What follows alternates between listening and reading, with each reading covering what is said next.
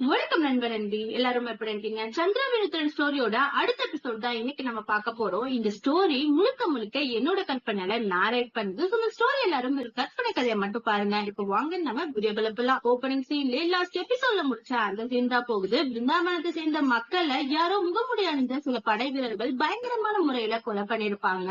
அந்த படை வீரர்கள் கிட்ட கதிர்நாட்டை சேர்ந்த படை வீரர்களோட ஐடி கார்டும் இருக்கும். அதை பார்த்து நம்ம சந்திராவும் ருத்ரன் மேல சந்தேகப்படுறா. இதுக்கப்புறம் உங்களோட ஹெல்ப் எனக்கு தேவையில்லை, நான் மேகநாதோட இளவரசர் மேகநாதன் கிட்ட ஹெல்ப் கேட்க போறேன் அப்படின்ற மாதிரி சொல்லிட்டு அவளுமே அங்க இருந்து போயிருப்பா. சோ இதோட தான் லாஸ்ட் எபிசோட நம்ம முடிச்சிருந்தோம். ப்ரீவியஸ் எபிசோட்ஸ் நீங்க இன்னும் பாக்கல அப்படின்னா டிஸ்கிரிப்ஷன்ல லிங்க் கொடுக்குறேன், அதை யூஸ் பண்ணி ப்ரீவியஸ் எபிசோட்ஸ் பாத்துட்டு வந்துருங்க. அப்போதான் இந்த எபிசோட் உங்களுக்கு புரியும். சோ லேட் பண்ண வேண்டாம், இப்ப உடனே நம்ம வீடியோக்குள்ள போயிடலாம். ஓபனிங் சீன்ல நம்ம சந்திராவை தான் காட்டுறாங்க. சந்திராவும் ஒரு ஆற்று பகுதியில நின்றுட்டு இருக்கா. அந்த சமயம் அந்த இடத்துக்கு நம்ம ருத்ரன் போறான். ருத்ரனை பார்த்த சந்திரா பயங்கரமா கோபப்படுறா. அதை பார்த்த ருத்ரனும் சந்திரா கிட்ட, என்னை இங்கு அழைத்து விட்டு இப்பொழுது ஏன் கோபம் கொள்கிறாய்?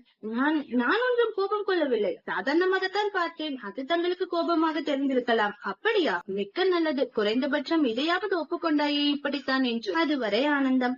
ஏன் இவ்வாறு பேசுகிறீர்கள்? ஒப்புக்கொள்கிறேன், கிராமத்தில் நான் சிறிது அத்துமீறி பேசிவிட்டேன் தான். ஆனால் சிறிதா? நான் ஒரு இளவரசன் என்று கூட பயம் கொள்ளாமல் வாய்க்கு வந்தபடி பேசினாயே. இல்லை இல்லை, பேசினார். என் மனம் எந்த அளவுக்கு பாடுபட்டது என்று தெரியுமா? புரிகிறது, நான் செய்தது தவறுதான். ஆனால் அதை எதையும் நான் மனதறிந்து வேண்டும் என்றே செய்யவில்லை. தயவு செய்து நீ மன்னித்து விடுங்க. சரி சரி, பதறாதே, விட்டால் அழுந்து விடுவாய் போல இருக்கிறதே. நான் உன்னை கேலிதான் செய்தேன் அப்படின்ற மாதிரி சொல்லிட்டு அவனும் சிரிக்கிறான். அதை பார்த்த சந்திராவும், சிரியுங்கள், நன்றாக சிரியுங்கள். என்ன செய்வது, தவறளித்தவள் நான் ஆயிற்றே, அதான் எதிர்த்து பேச முடியாத நிலையில் இருக்கிறேன். இவ்வளவு செழிப்பா? தவறளித்தவளோ நீ, ஆனால் என்னிடம் சகித்துக் கொண்டு பேசுகிறாயா? வேண்டாம், சகித்துக் கொண்டெல்லாம் நீ என்னிடம் பேச வேண்டாம். நான் இப்பொழுதே இங்கிருந்து கிளம்புகிறேன் அப்படின்ற மாதிரி சொல்லிட்டு அவனும் அங்க இருந்து திரும்ப. அதை பார்த்து நம்ம சந்திரா அவனோட கையை பிடிச்சு அவனை ஸ்டாப் பண்ணி, சற்று புறங்கள் இளவரசே, நான் தான் தவறளித்தவள், நான் தான், அதை ஒப்புக்கொள்கிறேன். நீங்கள் எவ்வளவு வேண்டும் என்றாலும் என்னை கேலி செய்யுங்கள், நான் அமைதியாக அதை கேட்டுக்கொள்கிறேன். எதிர்த்து ஒரு வார்த்தை கூட பேச மாட்டேன். அதற்காக இவ்விடத்தை விட்டு மட்டும் சென்று விடாதீர்கள். நான் தங்களை தான் நம்பி வந்திருக்கிறேன். என்ன கூறினார்? என்னை நம்பி வந்திருக்கிறாயா? ஆனால் நீ கிராமத்தில் என்ன சொன்னாய் என்று நினைவிருக்கிறதா? சற்று நினைவுபடுத்திப்பார். என்ன? நான் என்ன கூறினேன்? அதற்குள் மறந்து விட்டாயா? சரி விடு, நான் ஞாபகப்படுத்துகிறேன். என்ன கூறினாய்? மேகநாதை அடைந்து மேகநாதனிடம் மன்றாடி மன்றாடி உதவி கேட்பாய், அவனும் உனக்கு நிச்சயம் உதவி செய்வான், அப்படித்தானே கூறினாய்? இப்போ மட்டும் ஏன் என்னை நம்பி வந்தாய்? சரி, இப்போ சென்றால் தான் விடுவதற்குள் நீ உன் மேகநாதனிடம் செல்ல இயலும் அப்படின்ற மாதிரிலாம் சொல்ல, அது கேட்ட சந்திராவுக்கு லைட்டா கோபம் வருது. உடனே ருத்ரன் கிட்ட, சரி, நான் அவரிடமே சென்று உதவி கேட்கிறேன். அவர் ஒன்றும் கதிர்நாட்டின் இளவரசன் ருத்ரன் அல்ல. நான் கேட்டால் மறு வார்த்தை பேசாமல் உதவி புரிவார். தங்களை போல் கேலி செய்ய மாட்டார். நான் செல்கிறேன் அப்படின்ற மாதிரிலாம் சொல்லிட்டு அவளுமே அங்க திரும்புறா. அதை பார்த்து நம்ம ருத்ரனும் அவளை ஸ்டாப் பண்ணி, இது எந்த விதத்தில் நியாயம்? இங்கு கோபப்பட வேண்டியவன் நான் ஆவேன், ஆனால் இங்கு எல்லாம் தலைகீழாக நடக்கிறது. சொல்ல போனால் நீதான் என்னை சமாதானம் செய்து என்னிடம் நீ மன்றாடி இருக்க வேண்டும். ஆனால் அதை செய்யாமல் என் முன்னே அந்த மேகநாதனிடம் உதவி கேட்பேன் என்று கூறுகிறாய். நீங்கள் தானே கூறினீர்கள் இளவரசர் மேகநாதனிடம் சென்று உதவி கேள் என்று. அதை தான் செய்கிறேன், வழிவிடுங்கள். நான் இப்பொழுது சென்றால் தான் விடுவதற்குள் அங்க செல்ல முடியும். இதுவும் தாம் கூறியதுதான் அப்படின்ற மாதிரிலாம் சொல்லிட்டு அகைனாவ அங்க இருந்து போக பாக்குறா. அதை பார்த்த ருத்ரன் அவளை ஸ்டாப் பண்ணி அவகிட்ட, சரி, நானே மன்னிப்பு கேட்கிறேன், செல்லாது, அதுவும் அவனிடம் அப்படின்ற மாதிரிலாம் சொல்ல, அது கேட்டு நம்ம சந்திராவுக்கு ஒரு மாதிரி ஃபீல் ஆக ஆரம்பிக்குது. அவளோட ஹார்ட் பீட் எல்லாம் இன்க்ரீஸ் ஆகுது. அப்ப அவளும் அவளுக்குள்ளேயே, நாட்டின் இளவரசராக இருந்து கொண்டு ஏன் நான் எது பேசினாலும் கேட்டுக்கொள்கிறீர்கள்? ஏன் என்னிடம் மட்டும் இவ்வளவு தாழ்ந்து போகிறீர்கள்? அதற்கு காரணம் என்ன அப்படின்ற மாதிரிலாம் அவ யோசிச்சுக்கிட்டு இருக்க. உடனே ருத்ரனும் சந்திரா கிட்ட, என்ன யோசித்துக் கொண்டிருக்கிறார்? என்னையே நீங்க வர வைத்தாய், கூறுகிறேன். ஆனால் அதற்கு முன் தாம் ஒன்று கூறுங்கள். தங்களிடம் நான் பேச வேண்டும் என்ற என் மன விருப்பத்தை எவ்வாறு தாம் அறிந்தீர்கள்? உன்னை பற்றி எனக்கு நன்றாகவே தெரியும். கிராமத்தில் நீ என்ன கூறினாய்? கதிர்நாட்டின் ஆற்றை கடந்து மேகநாட்டை அடைந்து மேகநாதனை காண செல்கிறேன் என்று. ஆனால் நீ ஏன் அவ்வாறு கூற வேண்டும்? இளவரசர் மேகநாதனிடம் உதவி பெற்று வருகிறேன் என்று கூறியிருக்கலாமே. ஆனால் அதை செய்யாமல் நீ எவ்வளியாக செல்ல போகிறாய் என்பதை கூறினார். அப்போதே புரிந்து கொண்டேன் நீ எதையோ என்னிடம் கூற விரும்புகிறாய் என்று. அதான் உடனே இங்கு வந்துவிட்டேன். நீ என்னிடம் என்ன கூற வேண்டும்? அந்த அடையாள அட்டையை பற்றி. யாரோ தங்களை மாட்டிவிட முயற்சிக்கிறார்கள். அப்படி என்றால் நீ என்னை நம்புகிறாயா? நான் எப்போது தங்கள் மீது சந்தேகம் கொண்டேன் நம்புவதற்கு? ஒப்புக்கொள்கிறேன், தங்களால் தான் வைரக்கடத்தல் விஷயம் அரசருக்கு தெரிய வந்தது. அதில் எனக்கு வருத்தம் உள்ளது. ஆனால் இத்தனை அப்பாவி மக்களை கொல்லும் அளவுக்கு தாம் கொடூரமானவர் கிடையாது. அதை நான் ஆணித்தனமாக நம்புகிறேன். இப்போதுதான் உயிரே வந்தது போல் தோன்றுகிறது. சரி, அதை விடு. என்னை ஏன் தனியாக சந்திக்க வேண்டும் என்று நினைத்தாய்? எதுவாக இருந்தாலும் கிராமத்திலேயே கூறியிருக்கலாமே. அப்படி நான் அங்கேயே பேசியிருந்தால் உண்மையான குற்றவாளி யார், அவனின் நோக்கம் என்ன என்பதை நம்மால் தெரிந்து கொள்ள முடியாது. ஆகையாலே தம்மை நான் இங்கு வர வைத்தேன். உனக்கு யாரின் மீதாவது சந்தேகம் இருக்கிறதா? இந்துவின் மீது. என்ன, இந்துவின் மீதா? ஆனால் ஏன் தெரியவில்லை. ஆனால் என் ஆள் மனது அவ்வாறுதான் கூறுகிறது.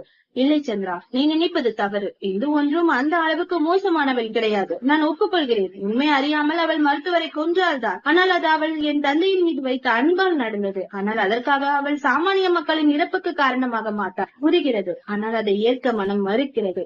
ஏதோ தெரியவில்லை. என் உள்ளுணர்வு இந்துவின் பெயரை மட்டுமே சொல்லிக் கொண்டே இருக்கிறது.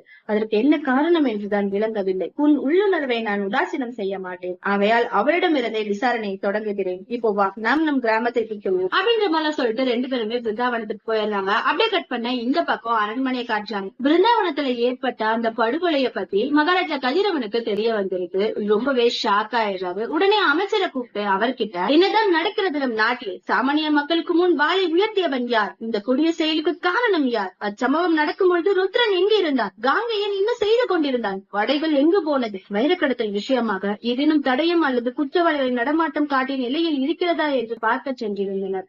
ஏதோ தவறாக இருக்கிறது. அந்த முகமூடி அணிந்த படையை பற்றி ஏதேனும் தெரிய வந்ததா?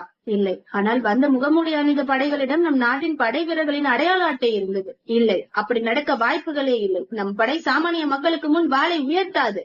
இதில் ஏதோ தவறு நடந்திருக்கிறது. அதை முதலில் கண்டுபிடியுங்கள் அப்படின்ற மாதிரி அவங்க பேசிட்டு இருக்கும் போது அந்த இடத்துக்கு நம்ம ருத்ரன் வரான். ருத்ரனை பார்த்தா மகாராஜாவும், நடந்ததை நான் அறிவேன் மகன். வைரக்கடத்தல் விஷயம் வெளியே வரக்கூடாது என்பதற்காகவே இதை செய்திருப்பார்கள் என்று தோன்றுகிறது. இல்லை தம்பியே, எனக்கு அவ்வாறு தோன்றவில்லை. ஏதோ ஒரு காரணத்திற்காக யாரோ நம் பெயரை கெடுக்கவே இவ்வாறு செய்திருக்கிறார்கள். ஆனால் அவன் யார்? நம் அடையாள அட்டை அவனுடைய கைக்கு எவ்வாறு கிட்டியது? தெரியவில்லை. விரைவில் கண்டறிந்தேன். சரி, இந்து எங்கே? நான் அவளை சந்திக்கவே இங்கு வந்தேன். ஆனால் அவள் அரண்மனையில் இல்லை. அவள் எங்கு சென்றால்? அவளின் நாட்டிற்கு. தாய் தந்தையுடன் வாழ்ந்த இடத்தை பார்த்து சென்றிருக்கிறாள் அப்படின்ற மாதிரிலாம் சொல்ல ருத்ரனுக்கு சந்தேகம் வர ஆரம்பிக்குது. அப்படியே கட் பண்ண இந்த பக்கம் மேகநாட்டை காட்டுறாங்க. மேகநாட்டோட அரியணையில இப்போ மேகநாதன் தான் உட்கார்ந்துட்டு இருக்கான். அவனை பாக்கிறதுக்காக அவனோட அமைச்சர் அங்க வர, அமைச்சரை பார்த்த மேகநாதனும், வாருங்கள் அமைச்சரே, சந்திரா வந்து விட்டாளா? அவள் எங்கே? வாயிலில் இருக்கிறாளா? சரி, நானே சென்று அவளை இங்கு அழைத்து வருகிறேன். இல்லை, அது வந்து என்ன வந்து போய் என்று இழுக்கிறாள்? அவள் வந்து விட்டாள் தானே அப்படின்ற மாதிரிலாம் அவங்க பேசிட்டு இருக்கும் போது அந்த இடத்துக்கு ஒரு பொண்ணு வரா. ஆனால் வந்தது சந்திரா அல்ல, நான் அப்படின்ற மாதிரிலாம் சொல்ல மேகநாதனும் திரும்ப பயங்கரமா ஷாக் ஆகுறான். ஏன்னா அங்க வந்தது வேற யாரும் இல்ல, நம்ம இந்து தான். இளவரசி இந்து, தாம் இங்கு எப்போது வந்தீர்கள்? சற்று நேரத்திற்கு முன்தான். ஏன் என் வருகை தங்களுக்கு ஆனந்தம் அளிக்கவில்லையா? அப்படியெல்லாம் இல்லை. தங்களின் வருகையை நான் எதிர்பார்க்கவில்லை. தெரியும், உங்களின் எதிர்பார்ப்பு தான் சந்திராவின் வருகை மீது இருந்ததே. ஆனால் பாவம், உங்களுக்கு தான் உண்மை தெரியவில்லை. உண்மையா? என்ன உண்மை? சந்திராவின் வருகை. கிராமத்தில் அனைவர் முன்னிலையிலும் மேகநாட்டிற்கு செல்கிறேன் என்று போய் உரைத்து நம் கவனத்தை திசை திருப்பி ருத்ரனை தனியாக சந்தித்து உரையாடி இருக்கிறாள்.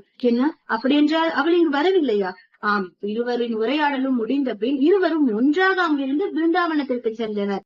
நீ கூறுவது உண்மையானால் அப்போ சந்திரா ருத்ரனை நம்புகிறாளா? நம்பிக்கையா? சந்தேகம் வந்தால் தானே நம்பிக்கை மீது கேள்வி எழும். ஆனால் அவளுக்கு தான் ருத்ரனின் மீது அதிக நம்பிக்கை இருக்கிறது. இல்லை, அதற்கு வாய்ப்பே இல்லை. என் திட்டம் என்றும் தவறாகாது. நிச்சயம் இந்நேரம் அவள் ருத்ரனை வெறுத்திருக்க வேண்டும். ஆனால் நீ ஏதேதோ சொல்கிறாய். இல்லை, உனக்கு அவளை பற்றி தெரியவில்லை. அதான் நீ பார்த்ததை வைத்து இவ்வாறெல்லாம் பேசுகிறாய். சந்திராவிற்கு ருத்ரன் மீது சந்தேகம் எழுந்திருக்கும். ஆனால் அதை அவன் முன் வெளிப்படுத்தினால் அவன் சுதாரித்து வேறெதும் திட்டம் தீட்ட வாய்ப்பு இருக்கிறது என்றே நீ அவள் அவ்வாறு நடந்திருக்கலாம். ஆனால் அதுதான் உனக்கு தெரியவில்லை. ஆனால் எனக்கு தெரியும் என் சந்திராவை பற்றி. மேகநாட்டின் இளவரசர் இல்லை, மகாராஜா, மேகநாட்டின் மகாராஜா மேகநாதரே, தங்களை பார்த்தாலே எனக்கு பாவமாக இருக்கிறது. இவ்வளவு அப்பாவியான ஒரு மகாராஜாவை நான் பார்த்ததே இல்லை. உங்களை பார்த்தால் எனக்கு பரிதாபம் தான் எழுகிறது. பொருள் விளங்கவில்லையே. தங்களின் காதலி சந்திரா தங்களை முட்டாளாக்கி இருக்கிறாள். தங்களின் முகமூடி அணிந்த படை நிச்சயம் ருத்ரனின் படை இல்லை என்று அவள் ஆணைத்தனமாக நம்புகிறாள். அதுதான் உண்மை. நீ கூறுவது உண்மையானால் ஏன் அவள் கிராமத்தில் ருத்ரனை ஏச வேண்டும்? அதற்கு அவசியம் என்ன? தங்களை நம்ப வைக்க. என்னை நம்ப வைக்கவா? அதாவது உண்மையான குற்றவாளியை நம்ப வைக்க. பொருள் விளங்கவில்லையே. என் நாட்டின் வீரர்கள் ஒருபோதும் சாமானிய மக்களுக்கு முன் வாளை உயர்த்த மாட்டார்கள். அப்படிப்பட்டவர்களா என்று ஒரு கிராமத்தையே அழித்திருப்பார்கள்? இந்த கேள்வி நிச்சயம் அனைவரின் மனதிலும் எழுந்திருக்கும். அப்படி இருக்க ருத்ரனோ சந்திராவின் காதலன். அவள் மனதில் எழுந்திருக்காதா? எழுந்தது. ஆகையாலே ருத்ரனை தனியாக சந்தித்து அவன் மீது சந்தேகமே எழவில்லை என்று கூறினார். அப்படி என்றால் சந்திராவின் சந்தேகம் என் மீதா? இல்லை, இக்கணம் வரை அவளுக்கு உன் மீது சந்தேகம் எழவில்லை. என் மீதும் இல்லை என்றால் அவள் யாரை சந்தேகிக்கின்றாள்? அவளின் சந்தேகம் என் மீது. இதை பற்றி அவள் ருத்ரனிடமும் கூறினாள். அவளின் உள்ளுணர்வு என்னை சந்தேகப்பட தூண்டுகிறது என்று. அதை கேட்ட அவனோ சந்திராவை தண்டிக்காமல் அவளின் உள்ளுணர்வுக்கு மரியாதை கொடுத்து விசாரணையை என்னிடமிருந்து துவங்குவதாக கூறினார். அதை கேட்கும் பொழுது என் ரத்தம் எப்படி கொதித்தது தெரியுமா? அதே இடத்தில் அவளை சுக்குநூறாக வெட்ட சொல்லி என் மனம் துடித்தது. அப்படின்ற மாதிரிலாம் அவ சொல்லி முடிக்கிறதுக்குள்ள நம்ம மேகநாதனுக்கு பயங்கரமா கோவம் வந்துட்டு உடனே இந்துவோட கழுத்தை புடிச்சு நெரிச்சு அவகிட்ட, உனக்கு எவ்வளவு தைரியம் இருந்தால் என் முன்னே என்னவளை வெட்டுவேன் என்று கூறுவாள். நான் நினைத்தால் இதே இடத்தில் உன்னை சமாதி செய்து விடுவேன், ஜாக்கிரதை அப்படின்ற மாதிரிலாம் பயங்கரமான மிரட்டல் கொடுக்கறான். அதை பார்த்த இந்துவும் நம்ம மேகநாதனோட கையை தட்டி விட்டு, அதான் நான் எதுவும் செய்யவில்லையே, எனக்கு தெரியாதா சந்திரா உனக்கு எவ்வளவு முக்கியம் என்று?